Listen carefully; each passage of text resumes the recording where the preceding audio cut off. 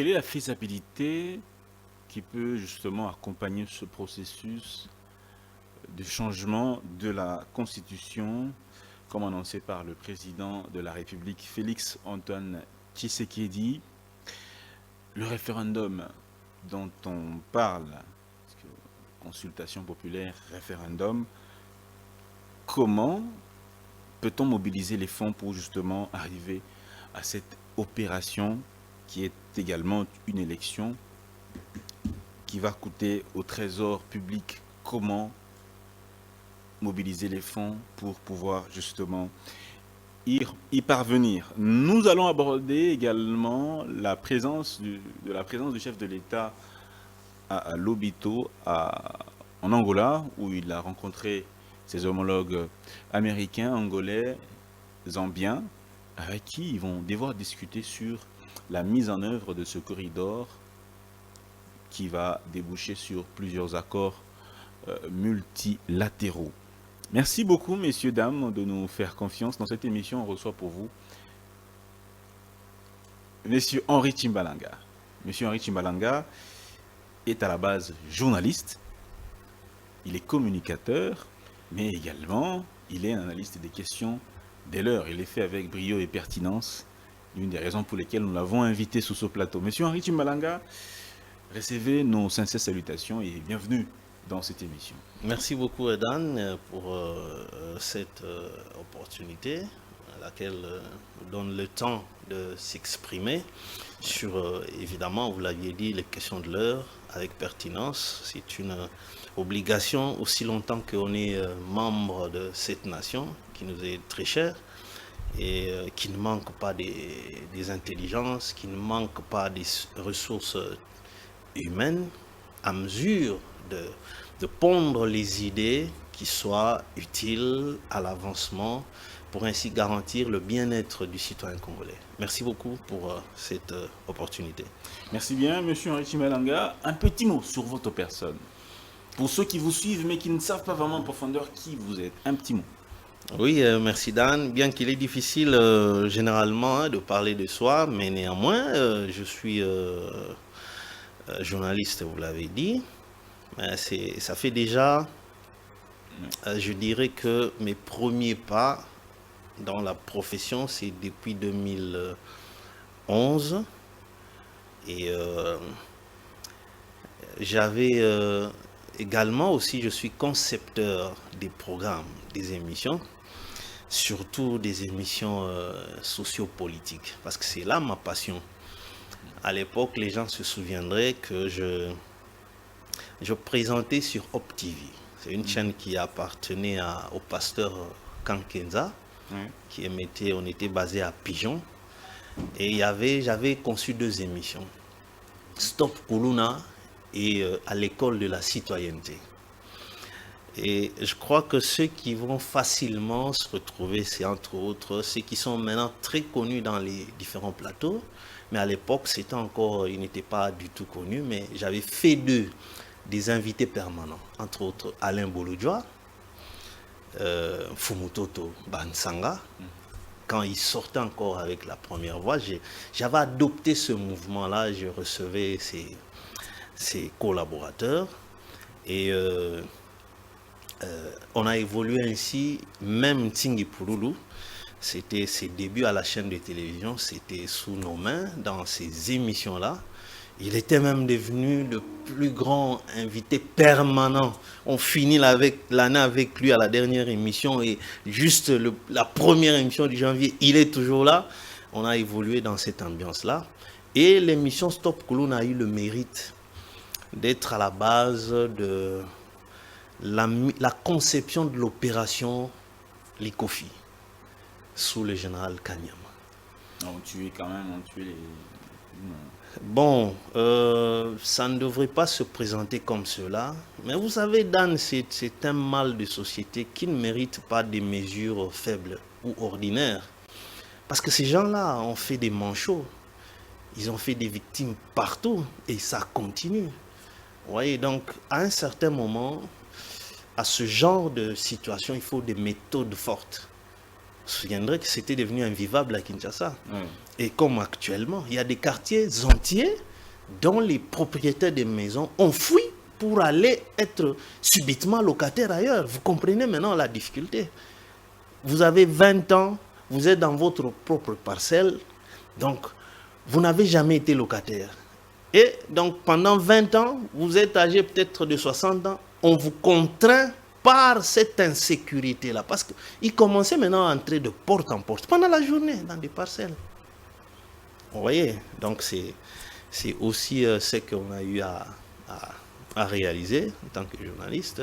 Et aussi, on avait un tout dernier concept, Qu'as-tu fait pour la République, qui était organisé, diffusé, réalisé avec la collaboration de Congo Buzz Télévision, qui est un grand concept et que nous pensons qu'on aura toujours le temps de refaire sous une autre formule. Donc voilà un peu en bref ce que je peux dire de moi. Moi j'aime beaucoup me présenter en tant que journaliste. J'ai toujours cru en la noblesse de ce métier.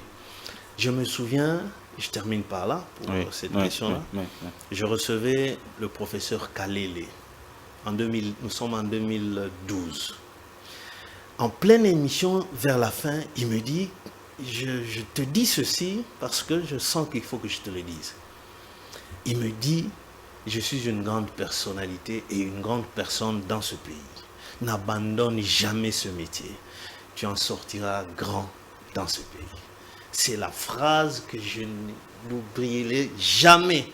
Elle est sortie de la bouche d'un pas moindre. J'ai cité le professeur Kalele. Voilà, pour ce qui me concerne. Merci beaucoup, monsieur Henri Chimbalanga, qui est attaché à ce métier de journaliste. Je suis avec Naomi Mpila, toujours, comme d'habitude, pour les Lingala. Naomi, Mbote, et bienvenue également. Mbote Ndeko Henri Chimbalanga. Tango ozomonaka pour le attaché à journalisme, tango ozomonaka la manière dont les choses ça les la presse est-ce que vous êtes fiers? Est-ce que la presse congolaise, les médias, tous contribuent à un développement? Est-ce que tous jouent un rôle dans comme le sait? Merci Mingi, Maman Naomi. Na CPDP kokutana no na plateau Oyo pour d'habitude kokutana côté na biso wana pour na Congo. Nakanisi que s'il faut être sincère, hein, quelque part, et ça la biso bien te lo lenge, musala Oyo est commis na Katia République démocratique du Congo, parce que commis si ko lokola na ba clivage moko boye et comité na niveau ozo constater eza pe na ba journaliste ba miyo kakata sonité que biso to groupe ya tel monde. Ah non, je me souviens à l'époque il y avait une dame Oyo a marqué musala Oyo Kabango Chita azaki na RTNC. Mobutu qui gardait le maréchal Mobutu ba tact naïe en tant que journaliste, Mobutu là qui est grand éditeur formé par un Belge sur le temps. Mobutu a côté na salle pour ça la discours naïe à l'époque wana ya Zaïre batutu ba telemi bazobeta maboko. Mais Mobutu a constaté que journaliste Kabango Chita qui a na suite à presse présidentielle a beti maboko. Mobutu a ébicié non. Journaliste à Koko bete la mutu maboko te. Vous comprenez? Donc Mobutu ayebaki noblesse ya musala o. Mais les loyo ndenge to komi ko présenter, hein, on se prend en globalité. Eza lokola to bosani noblesse ya musala wana. Omoni ba politicien oyo bazalaki na moment moko bazo banga journaliste. Soko zongisi pena makanisi komona no. Mais tala lelo ba politicien nde ba komiko manipuler ba journaliste. Et comme il y a bloc, au tali pena ke ba oyo, bango baza ba journaliste ya un tel. Ah, et pourtant, il pas yoapi autant de classe no journalisme, mutanwa zalakati. Mais les lois commission journaliste na ye. Alors quelque part, ils ont malamuté et honoré bisoté parce que tu as commis dans la confusion.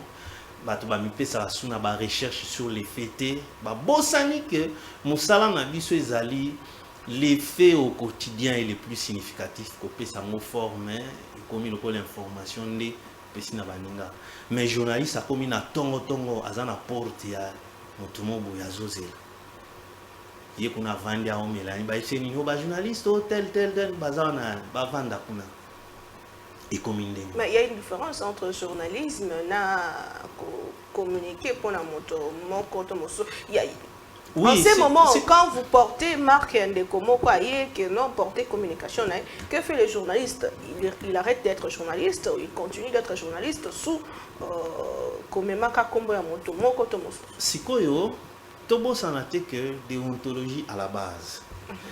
Sikoyo ko communiquer sur une personne pour lui faire bonne presse, ils ont embêté, ils ont nakati ya musala. Mais siko confusion de komi terrible. Tokomi kotika pena na makasi mutu ayebi omona ate mutu musu na télévision na otanga kombote azoloba bien que onga nazo sala ça n'a rien à voir avec ototanga na ifasik ozoloba ngo pe na micro ozo comprendre donc aza conscient que makambo na komosala oyo yango te ototanga kipuna mais azo sala ngo et puis on annoncer nanu yo moko ko nazo sala donc il est conscient que ba ko critiquer nga que au journaliste andeni d'où nami lobela déjà que o nazo sala rien à voir avec makamuna tanga ikuna na ifasi mais comme très dangereux pour journaliste akoko conduire société akoko éveiller société parce que o ya biso musala eza okende ko teka na zando te eza okende ko rechercher makambo ko se ressourcer pour na ko informer ba imboka ba comprendre que mboka na biso ekende boye mais soto tiki ya moto komi na kokima na sima ya batu po ozwa boye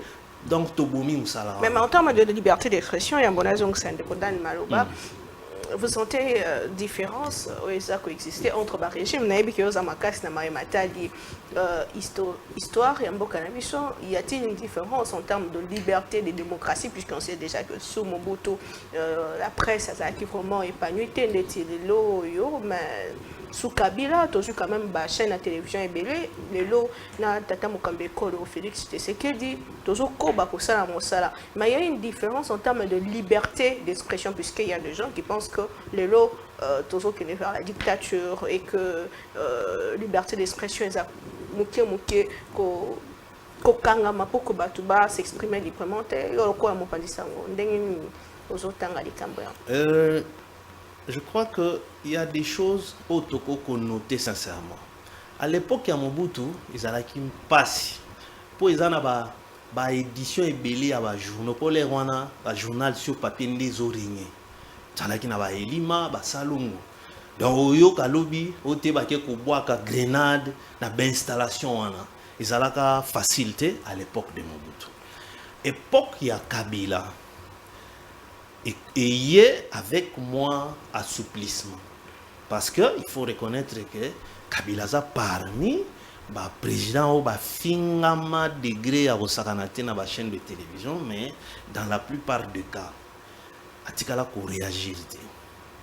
Donc c'est et puis na période na epende prolifération à la chaîne et comme belé et comme pe moi makambo mususu na ko rappeler bino que un jour dans un plateau na yambi fumuntoto mais pour ezalokola l'air abandaka azalaka ndenge mususu azalaka na pression moko ondimati makambo ndenge azakoloba ndenge alingi ezoyela ye na mutu et tu sens que oyo olukelanga ba problème mais natikala kozala jamais interpellé que boluka journaliste wana boye na boye c'est un actif par rapport à oyo to vivre de façon générale na période ya Fachi et améliorer peu moins moké par rapport à l'époque nyonso wana ya liboso parce que il faut qu'on se le dise aussi débat est commis encore plus un peu souple hein, est commis un peu souple parce que bien que les gens normalement ils ont bien été hein, est commis na ba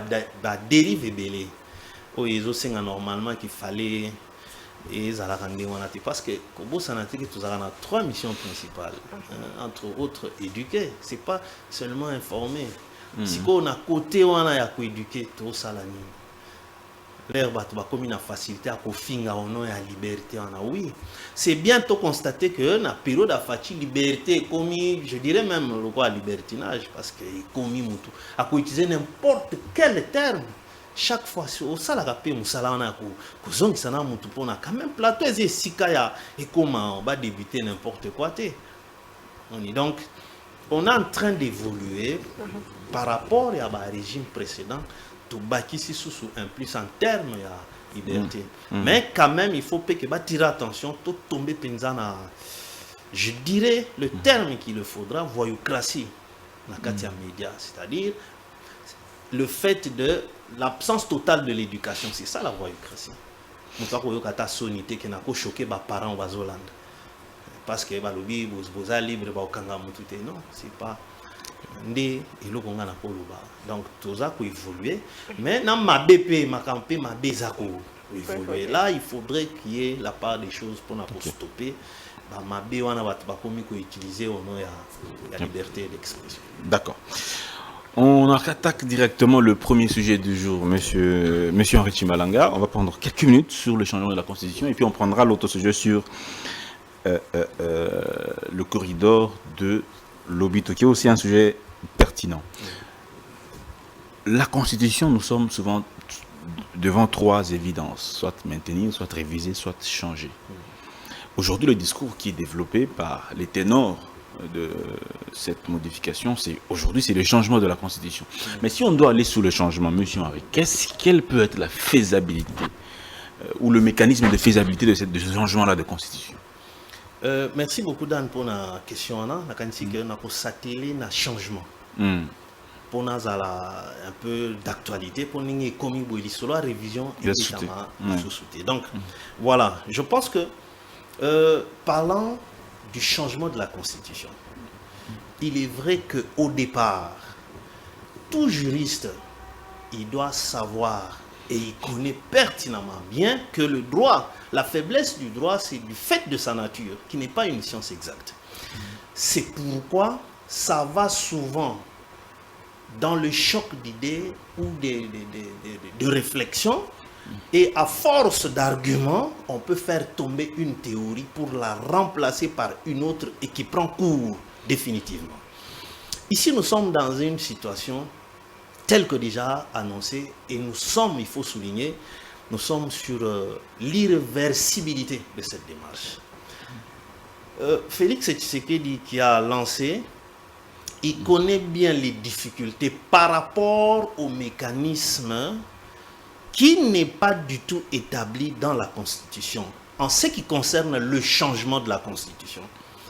Mais là où ça ouvre encore des brèches, ça voudrait dire que il n'est pas non plus interdit. Le changement n'est pas non plus interdit dans la Constitution.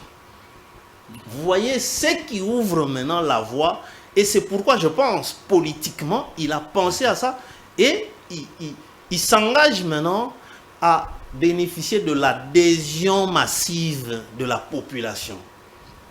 Bien sûr, cette population à qui on confère la souveraineté.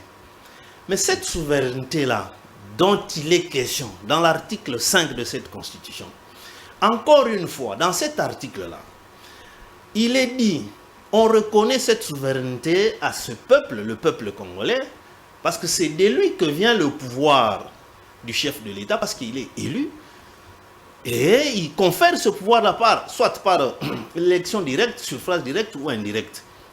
Cette souveraineté-là est dévolue au peuple congolais. C'est-à-dire c'est lui le détenteur du pouvoir. Mais quand vous évoluez toujours dans cet article 5, il est dit, quand on parle du changement ou de la révision, on dit, pour aller au référendum plutôt, on parle du référendum. Et c'est conformément aux dispositions définies par la loi. Ces dispositions-là ne sont pas définies à l'article 5. Vous comprenez? C'est ainsi que le président Félix s'est engagé vers le peuple congolais. Parce que le peuple congolais aussi, dans sa souveraineté, il peut stopper un régime en plein mandat, de par l'article 64. Vous comprenez? Ça, c'est constitutionnel. Oui, c'est constitutionnel. Et donc, je pense que, au regard des besoins ou des faiblesses de cette constitution que peut-être on ne sait pas tout corriger par la simple procédure de révision qui est en soi limitée dans l'exercice de corriger certains articles, eh bien, c'est-à-dire le remplacement d'un tel outil qui porte l'existence d'une nation, parce que la nation, c'est plus ou moins 3 éléments essentiels. Vous avez le territoire, vous avez la population et les lois. Les lois, on sous-entend l'administration, l'organisation, les règlements, ça fait ça. Donc ce sont les 3 éléments qui constituent une nation. Quand l'un de ces 3-là fait défaut, la nation va en pâtir. Il est vrai qu'il y a lieu de relever beaucoup d'incohérences ou des dispositions qui défavorisent la République démocratique du Congo. Bon, maintenant, décidément, il faudrait à tout prix le changement, comme ça en est décidé par le président de la République. Je pense que maintenant, on est dans une logique de poids. C'est-à-dire, ceux qui sont contre deviennent de plus en plus minorés. Regardez l'engouement que le changement est en train de prendre. C'est chaque jour qui passe, il y a toujours adhésion sur toute l'étendue de la République. Le président en a fait je peux dire clairement que c'est comme une campagne. Quand il fait la ronde, il en parle partout, il passe comme premier sujet et sujet fort. Vous voyez? Donc, je pense que... Mais qu'est-ce qui dérange dans cette constitution qui mérite de changement? Parce que vous avez dit que ça comporte beaucoup d'imperfections qui empêchent le... Qu'est-ce qu'il faudra en principe changer? D'abord... Et quelle peut être la conséquence dans le fonctionnement de l'État? Personnellement, Dan, moi, vous voyez par exemple l'article 9. C'est un article qui est établi en remplacement de la loi Bakajika. Et maintenant, dans cet article-là, on a retiré le fait que l'État congolais soit propriétaire du sol et du sous-sol et de tout ce qui est sur la nation. C'est déjà un véritable handicap que l'on n'a pas suffisamment cerné. Et c'est ce qui est à la base de beaucoup de troubles. Nous en sommes très limités. Parce que cette loi-là, qui était d'abord énoncée dans la Constitution du 1er août 1964, laquelle avait connu comme co-rédacteurs Étienne Tshisekedi et Marcel Yaou. C'est-à-dire, ils avaient déjà énoncé qu'il y aura une loi qui viendra établir pour résoudre le problème, régler les problèmes fonciers en termes de concessions. Et étant donné que le colonisateur avait dépossédé les villageois, les autochtones, des terres entières pour les donner exclusivement aux colons. Et maintenant, les colons empêchaient à l'État congolais de prélever ses dus. Parce que vous ne savez pas accéder dans un domaine pour contrôler les activités qui sont menées là-bas, sur le sol congolais. Pour ainsi relever les taxes qui font fonctionner l'État, tout État.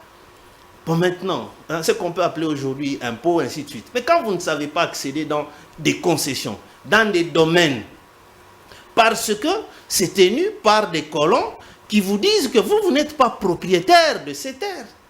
Mais votre souveraineté, vous pouvez l'exercer. Or, en exerçant une souveraineté sur ce qui ne vous appartient pas, ce dont vous n'êtes pas propriétaire, vous n'en avez pas la force. Or, l'État a un instrument de contrainte. Mais vous allez appliquer la contrainte sur ce qui ne vous appartient pas. Pour moi, je trouve que la plus grande bataille, c'est d'abord que cette loi-là soit, qu'elle puisse faire son comeback dans la Constitution. Mais qui a fait en sorte que cette loi soit remplacée? Et quel est le mécanisme qu'il a utilisé pour qu'on puisse remplacer la loi Bakajika?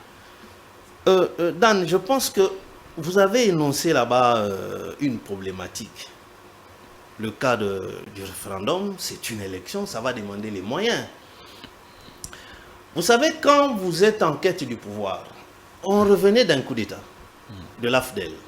Joseph Kabila, c'est le fait, je dirais, c'est le rejeton de ce coup d'État-là, parce qu'il n'est pas venu par une élection.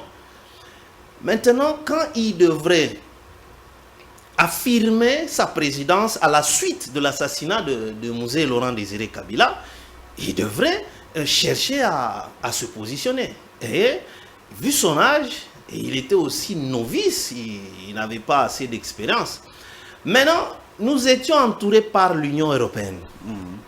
L'Union européenne s'est imposée à donner des conditionnalités pour que, voilà, on puisse cesser, parce qu'il commence comme président de la République ad interim. Maintenant, pour que vous soyez confirmé chef d'État, c'est nous qui allons faire en tant qu'Union européenne. Mais voici nos conditions. On va vous doter d'une constitution pour que finalement vous puissiez maintenant être légitime.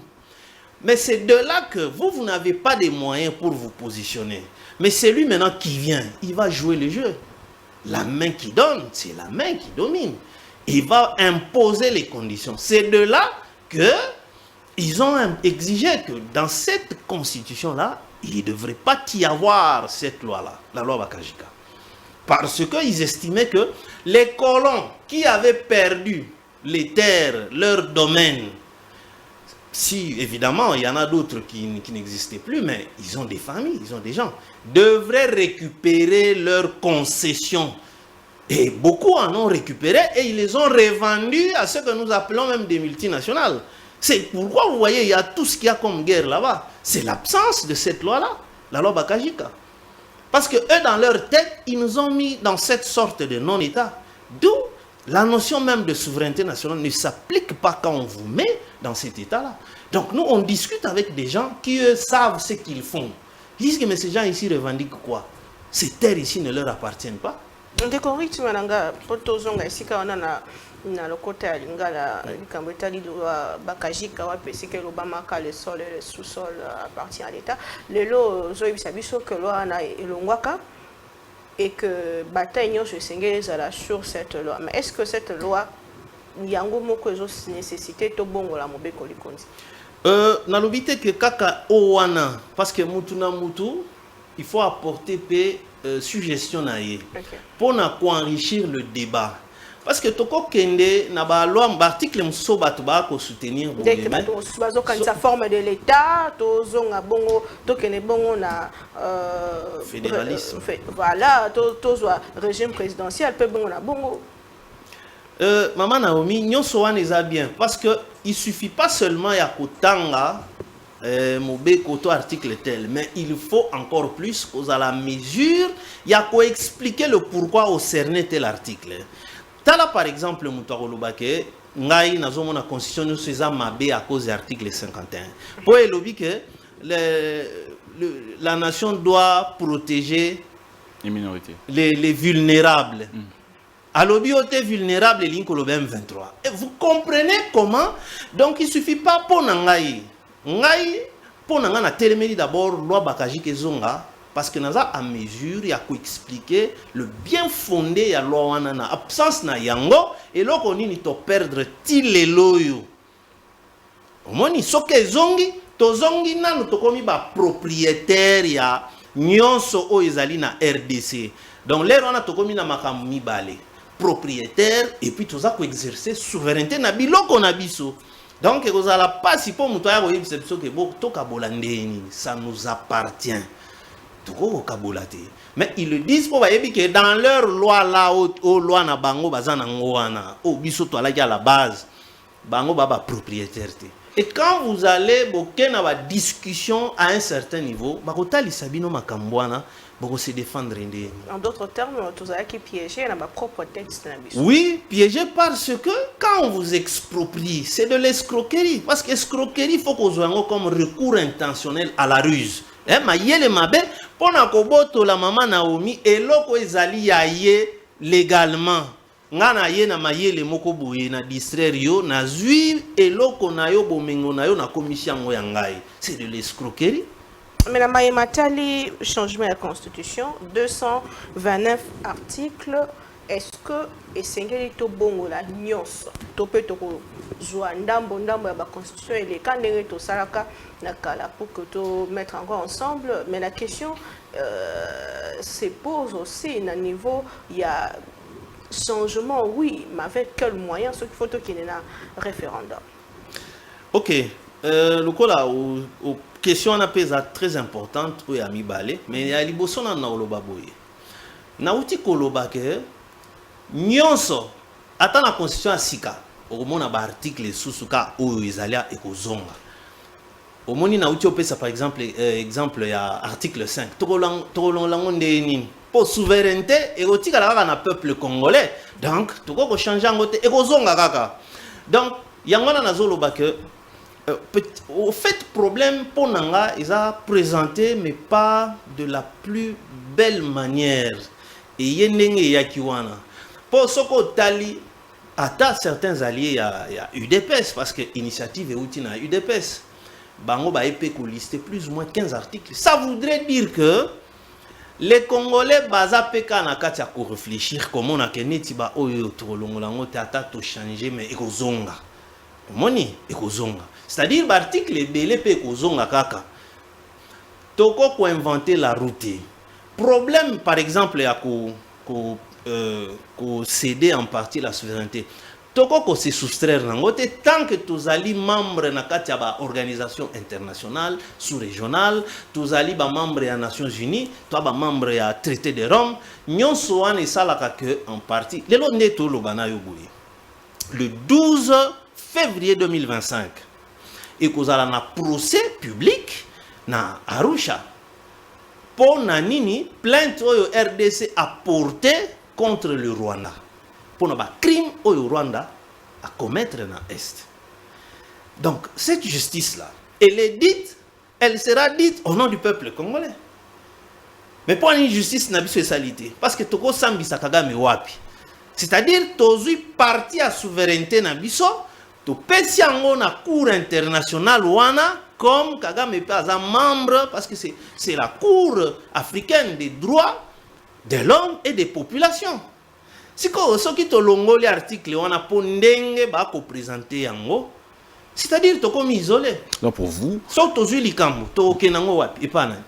donc pour vous l'article 217 qui accorde une souveraineté partielle à une organisation internationale ne pose aucun problème. Aucun problème. Dans tozaliawa même to bandaka la nation la plus puissante du monde, les États-Unis.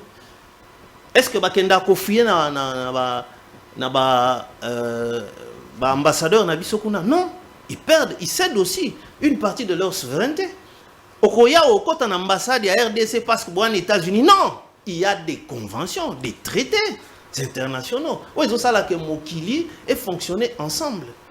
Vous voyez, donc c'est peut-être façon oyo on a présenté, il n'y a pas assez d'arguments plus ou moins logiques dans la situation. Mais il y a nécessité, il y a pour révisiter l'article. Bon, alors, deuxième volet. Oui, est-ce que vous allez parler de la question de Naomi? Oui.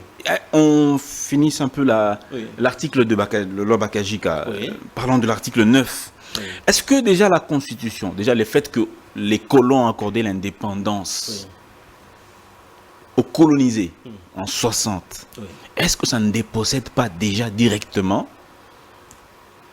la possession des terres entre les mains des Blancs et les conférer aux Noirs qui sont les propriétaires, les originaires de ces terres-là?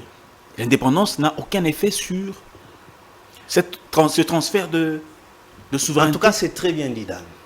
Nous sommes en 1960 et pas y a plutôt eu l'indépendance le 30 juin. Encore que l'indépendance, il fallait normalement tout célébrer le 4 janvier 59. Pourquoi? Mais c'est le jour où on a véritablement, on s'est défait. Table ronde?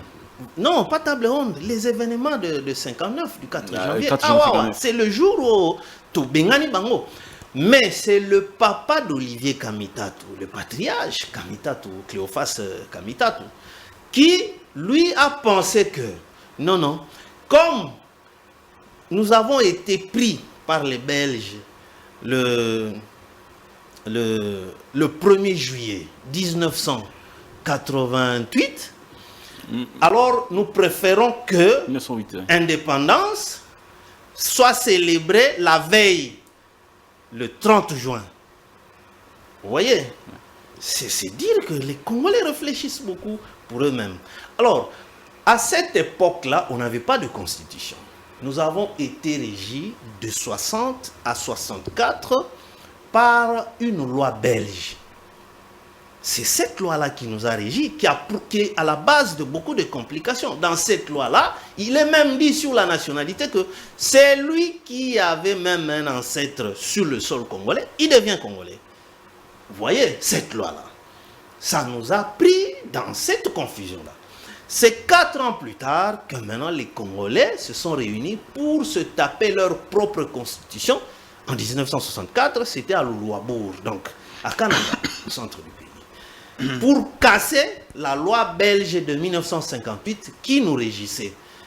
Et dans cette loi-là, on ne nous a pas remis nos terres, le droit de propriété, on ne nous a pas remis ça. C'était ça. Et c'est comme ça qu'on a énoncé déjà dans cette constitution-là que non, une loi viendra pour régler ce problème-là. Et Janssens l'avait même dit qu'avant l'indépendance est égal après l'indépendance, parce qu'ils pensaient qu'on va rester éternellement à être rédigé sous cette loi-là, la loi belge, qui nous avait été prêtée, qui n'était pas une loi congolaise.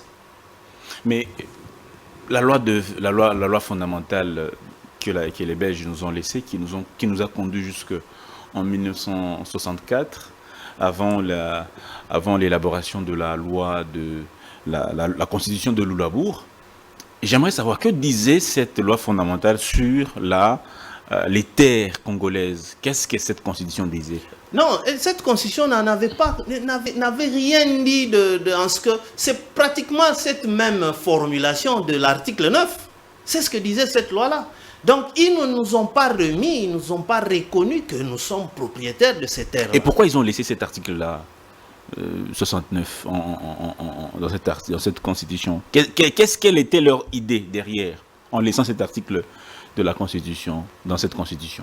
Mais c'est simple, leur idée était que l'État congolais ici ne vienne pas commencer à gérer ce que nous faisons comme activité. Donc vous êtes agent de l'État congolais, vous n'avez pas le droit d'aller dans des concessions. C'était comme au Zimbabwe où les terres étaient entre les mains des Britanniques. Vous voyez, c'était un peu ça. C'est juste nous placer là comme des petits-enfants qui s'amusent, mais qui ne sont pas propriétaires de leur propre terre. Maintenant, d'où venait l'initiative de M. Bakajika? C'est un parlementaire. D'où venait cette idée? D'où lui venait l'idée de proposer cette loi-là? D'où lui venait cette idée? Vous savez, quand les gens sont en train de débattre, il y a toujours quelqu'un, de par ce débat-là, qui peut avoir cette étincelle-là de clairvoyance et penser que non. Pour combattre cette histoire, nous devons établir une loi qui stipule clairement que le sol et le sous-sol nous appartiennent. Comment ces blancs ici doivent nous maintenir dans cet état? Vous voyez, donc c'est une inspiration, c'est comme quiconque qui peut énoncer une disposition, c'est à force de réfléchir, il trouve que, au fait, c'est ça même ce qu'on doit. Est-ce qu'il ne maîtrisait pas tous ces rouages-là pour proposer cette disposition-là? Il ne maîtrisait pas ces rouages qui se trouvent dans la constitution de loi fondamentale? Mais si, au fait, c'est au regard du comportement de ce que le colonisateur... Vous vous souviendrez qu'il était toujours dit qu'on nous a donné une indépendance juste politique, mais pas économique. Mais si vous êtes dépossédé de vos terres, c'est-à-dire vous n'avez pas l'indépendance économique, parce que votre économie sera basée par de vos terres. C'est ça le point de départ. Sinon, vous êtes indépendant sur le plan économique au regard de quoi? Si aujourd'hui on a cette guerre, c'est une guerre économique. Ce sont des guerres économiques parce que ce sont nos terres qui regorgent ce que les autres recherchent et qu'eux n'ont pas. Donc peut-être pour finir, oui. Donc pour mettre fin à ce problème, il ne faudrait pas que dans la prochaine constitution, qu'on puisse y associer, qu'on puisse soit recevoir les dons ou le soutien financier des bailleurs de fonds ou de l'Union européenne qui ont, comme vous l'avez dit, soutenu la constitution de 2006. On ne devrait surtout pas leur tendre la main au risque qu'ils nous imposent la même disposition. C'est ce que vous voulez dire? Oui, Dan, je crois que cette question-là, vous l'avez énoncée dans la thématique et Naomi a encore soulevé cette question-là puisqu'on doit aller au référendum. Oui. Le référendum, c'est toute une élection qui demande toutes les étapes préliminaires, le recensement, puisqu'on aura des nouveaux majeurs qui devraient participer à cet exercice citoyen. Alors, qu'en sera-t-il si la RDC osait aller quémander les moyens, parce que cette opération-là ne va pas nous coûter moins d'1 milliard de dollars. Parce que si vous allez vers les bailleurs de fonds, on va connaître le même problème. Ils vont chercher à scruter le projet de cette constitution-là. Qu'est-ce que vous irez soumettre au référendum? Parce qu'ils le savent. Une fois le référendum organisé, ça va passer. La nouvelle constitution sera votée et massivement oui. Maintenant, ils vont scruter d'abord ce projet-là en détail. Et là, ils vont s'imposer, si vous voulez qu'on vous finance, voilà. C'est pourquoi, moi je dirais ceci. La RDC ne peut que compter sur elle-même. On en a les capacités de s'autofinancer. Mais malheureusement, c'est aussi, ici le lieu de le dire, ce qui est étonnant. L'UDPS parti au pouvoir. Mais nous sommes en train de vivre comme cette sorte de déstabilisation de nos régies financières qui sont des services techniques spécialisés et qui ont cette responsabilité-là de mobiliser les recettes. Ce sont ces recettes-là qui vont renflouer les caisses de l'État, le trésor public, parce que cette opération-là de référendum, qui est une élection à part entière, eh bien, elle devra être financée par le trésor public congolais, sans pour autant en faire intervenir l'extérieur, pour éviter justement qu'on puisse nous exiger telle ou telle disposition. Sinon, on ne vous donne pas cet argent-là. Parce que quand vous allez négocier en position de faiblesse, eh bien, le plus fort va s'imposer. Mais curieusement, je ne sais pas si le Congolais en soi, on est distrait, on demande une chose, mais on fait le contraire. Parce que si ces services-là, ces trois régies-là, tombent toutes les trois dans une sorte d'instabilité fonctionnelle, Dan, comment on peut s'expliquer, Maman Naomi? Ça fait un temps. On a la DGDA, DGRAD, ainsi que la DGI. Et particulièrement la DGI. D'abord, toutes les trois régies ont eu à faire des performances. Et la DGI en a fait une exception. D'ailleurs, il y a eu même le directeur général de la DGI a été même primé le meilleur manager des mandataires publics de l'État. Mais parce que toutes les assignations qui lui ont été soumises, la DGI, sous ce monsieur Barnabé Mouakadi, a fait des exploits au-delà même de ces assignations-là, qui n'ont jamais été contredites, que ce sont des chiffres gonflés. Mais maintenant, nous sommes en train de vivre une situation un peu très compliquée. On a un ministre des Finances qui est membre de l'UDPS, mais qui semble s'engager sur la voie de déstabilisation de ces trois régies. Mais où est-ce qu'on aura les moyens maintenant pour supporter nous-mêmes cette opération-là? Voilà comment nous-mêmes, Congolais, nous facilitons à ce que nous ne voulons pas, ça puisse nous arriver. On a le cas de la DGRAD ici. Ça va dans tous sens. Mais à un certain moment, et je ne sais pas comprendre quelle est l'attitude même du président de la République quand il doit assister à ce type de mouvement. L'instabilité des régies qui sont des services spécialisés par un ministre de surcroît de son parti.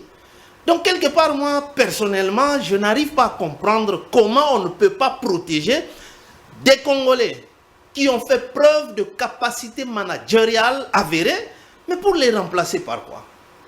On remplace quelqu'un. D'ailleurs, vous savez, des gens pareils, on doit se référer à ce qui se passe sous d'autres cieux, de façon positive.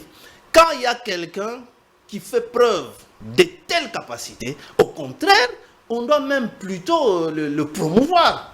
On s'est dit, bon, monsieur, vous êtes bon, vous pouvez même être ministre des Finances pour impacter les trois régies-là du fait de votre capacité, de tout ce que vous avez fait preuve quand vous étiez à la tête de la DGI. Non, on est en train de vivre des histoires comme si l'UDPS n'a pas de politique en soi. Vous savez, Dan, ils peuvent se battre. C'est logique hein, de conserver le pouvoir. Ça, on ne peut pas leur nier ce droit-là. Mais quelles en sont les techniques ou les méthodes? On est parti ici, l'UDPS organise donc les élections des gouverneurs, sous l'UDPS au pouvoir. 26 gouverneurs et ils ne s'en sortent qu'avec 3. Et alors, ils pensent conserver le pouvoir comment? Aux prochaines échéances, ces gouverneurs-là n'engagent que les militants de leurs différents partis. Et eux, ils n'auront que les yeux pour pleurer.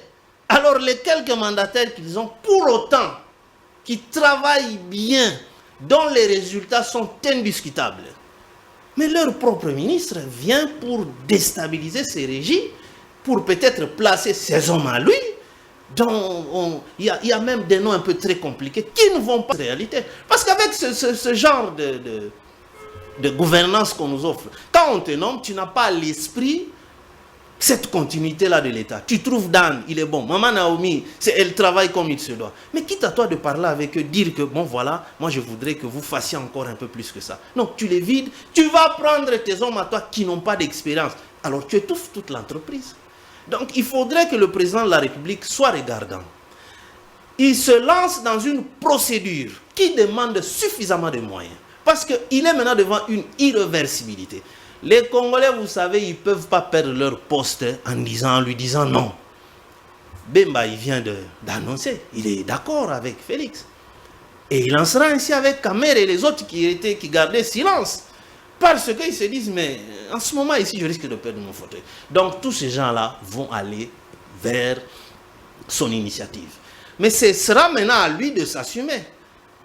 Les moyens, qu'il n'ose pas aller emprunter des moyens en dehors de la RDC. Avons-nous les moyens? On a qu'à Tiamboka pour que tu aies une réforme. Maman Naomi, je vous dis que vous n'avez qu'à aller voir les chiffres, les réalisations en termes de recettes à la DGI. Je vous le dis sincèrement, vous avez des journalistes, ils ont le droit de vous donner les informations et vous en serez étonnés.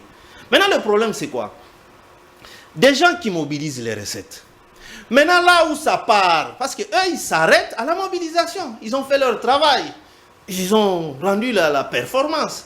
Mais maintenant, le reste là-bas, ce n'est pas à la DGI, ce n'est pas au DG de la DGI d'aller maintenant décider sur l'affectation des fonds. Mais en 2016, on a connu plus ou moins le même problème. Le gouvernement se disait qu'il était astreint à financer lui-même les élections de 2016. Mais le gouvernement n'avait pas de moyens. On a glissé de 2 ans. Nous sommes allés en 2018 qu'on a organisé les élections qu'on a eues.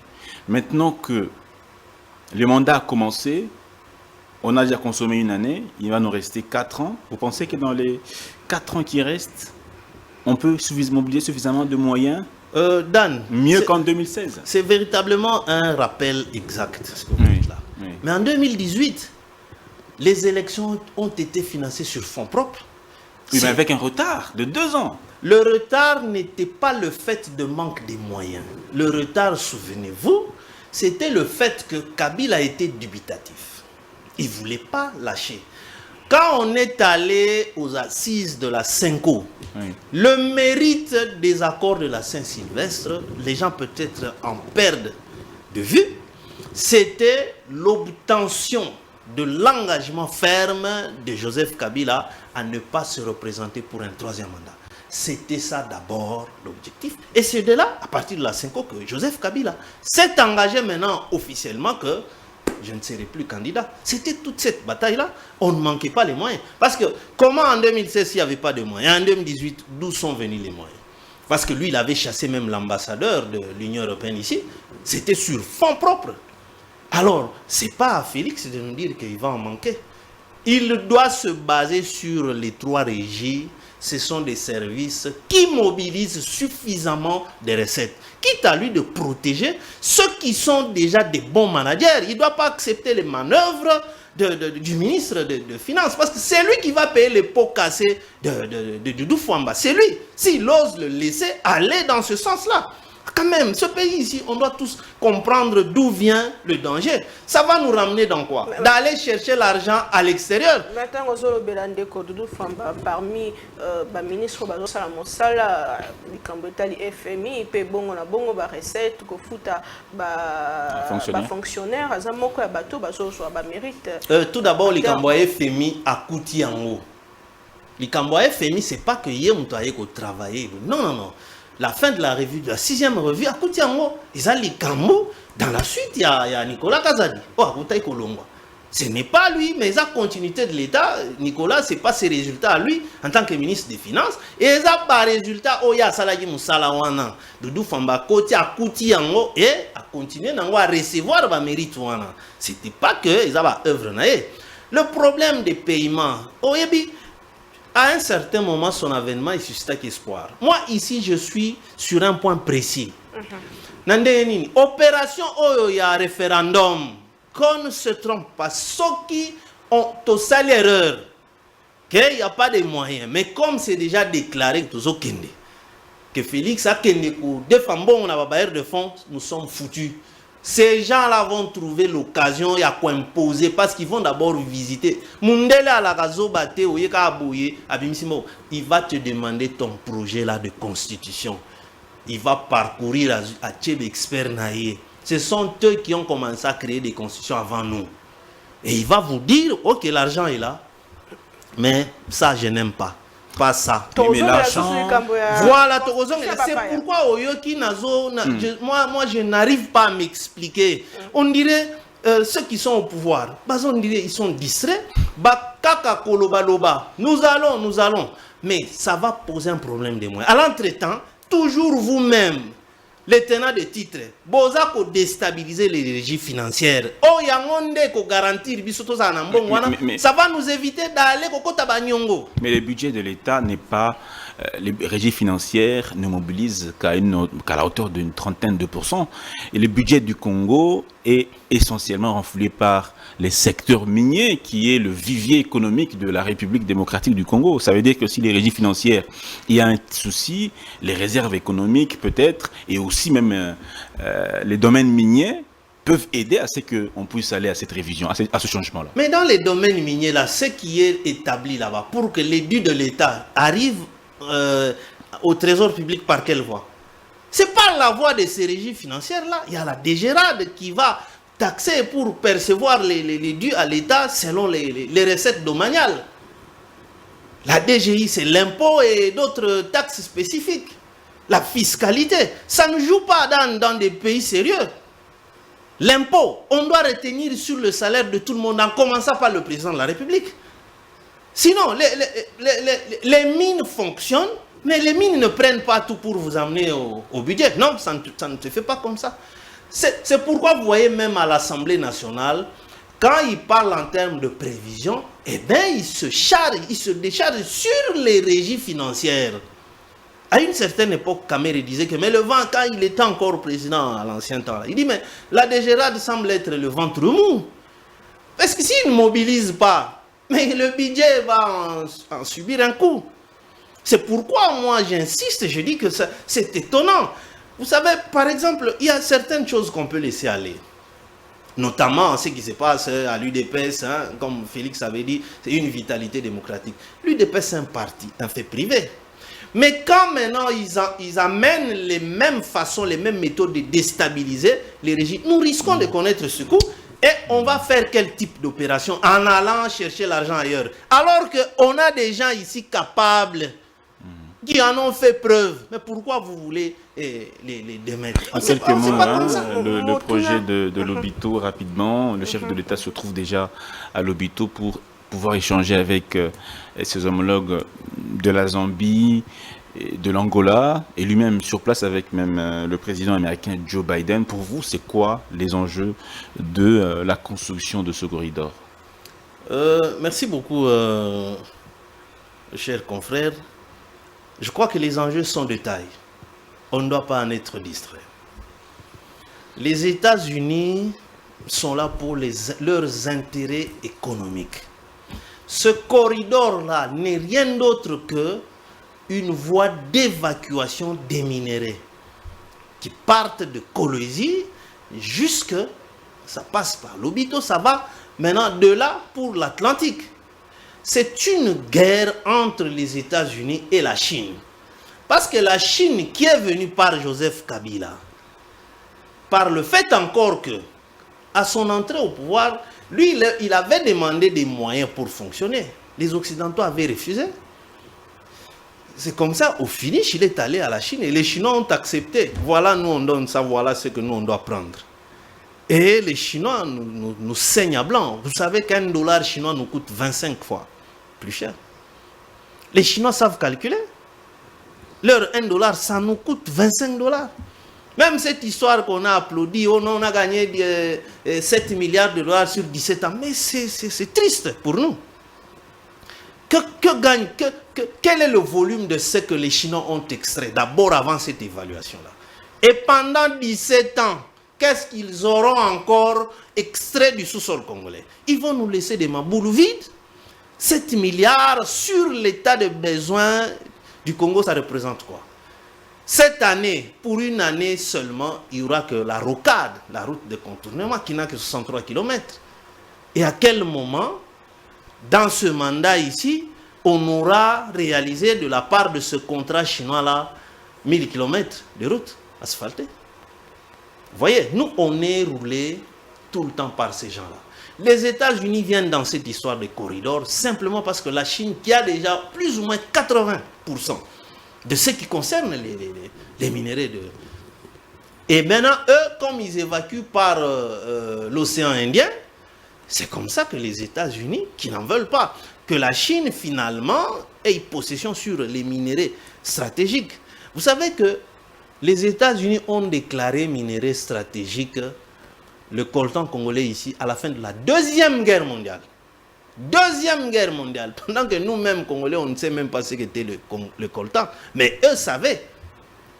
Parce que la bombe d'Hiroshima a été conçue sur base de l'uranium U-243, qui est l'uranium de Shinkolobo ici. C'était le savant Albert Einstein qui avait écrit au président Theodore Roosevelt, alors président des États-Unis, au moment de la guerre, que voilà, j'ai une formule de fission nucléaire et la matière se trouve au Congo belge. Or, Albert Einstein n'avait jamais mis ses pieds à Likasi.